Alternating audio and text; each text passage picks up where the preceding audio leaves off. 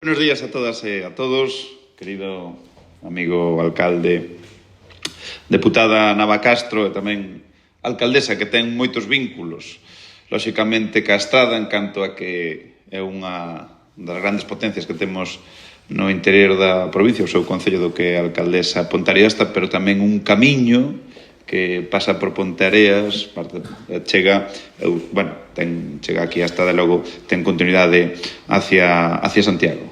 Concelleiro, directora de Turismo, María, que é a grande protagonista desta oficina. Benvidos todos a personal de Turismo da Diputación. Demais, traballadores da casa, benvidos a esta renovada oficina Turismo Rías Baixas da Estrada, unha imaxe que tratamos de impulsar a efectos de que calquera visitante que veña ao noso territorio a Rías Baixas, pois ali tope unha información clara, concisa e unificada nas 33 oficinas Turismo Rías Baixas que hai por toda a provincia, tamén que reciban esa información que veñen a buscar baixo esos parámetros de máxima calidade. En definitiva, unha oficina de turismo que está á altura deste territorio extraordinario. Por lo tanto, eu o primeiro que quero dar é as grazas. Grazas a María e a todas as persoas que traballan nas oficinas de turismo Rías Baixas Galicia, pola Rías Baixas da provincia, pola labor que fan. Porque se falamos de éxito deste destino, gran parte dese éxito pois é atribuible ás persoas que están nas oficinas de turismo Rías Baixas.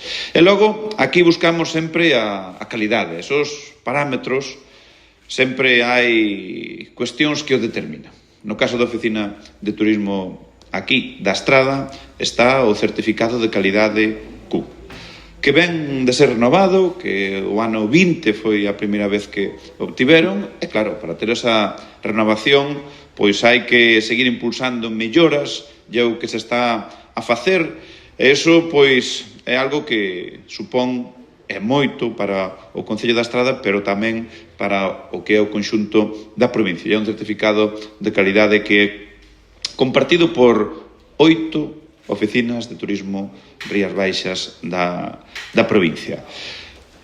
Isto ten uns custes que asumimos con colaboración, lóxicamente, do Concello, e desde a Diputación a principios de verán resolvíamos a concesión das axudas ás oficinas de turismo Rías Baixas, para o que destinábamos 260.000 euros, 30.000 euros máis que o ano 2024. Iso supuxo que foran beneficiarias 29 oficinas. O importe medio que oscila de axuda entre os 6.300 e os 14.000 euros por oficina. E por proporcionar unha serie de datos que estamos camiño de rachar a barreira dos 2 millóns de visitantes que recibimos en relación con xullo do ano pasado. Temos a estancia media é de 2,5 días. Destino líder en Galicia.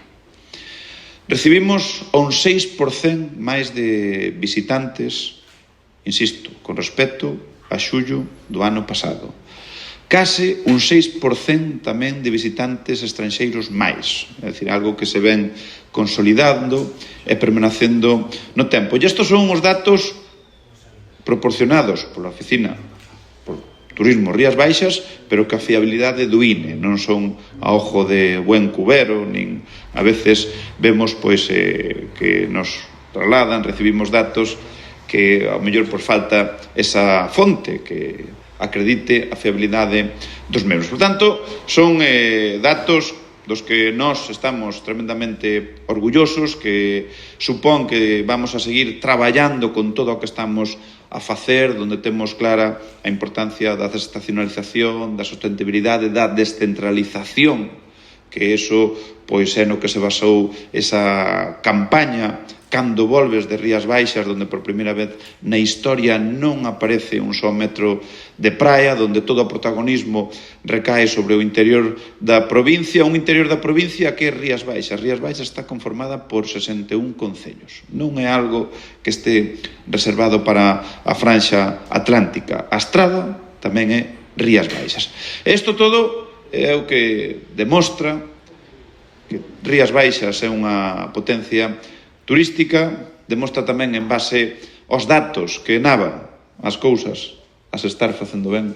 Non tiñamos dúda, porque vos pensade que a nivel de turismo tuvemos a gran sorte que a parte da delegación política recaera sobre unha persoa desde o ano 2023 que era unha eminencia a nivel de turismo de España, desde o momento que era a directora da Axencia Galega, e que tuveramos a sorte de que estivera pois ao fronte da área de turismo na Diputación.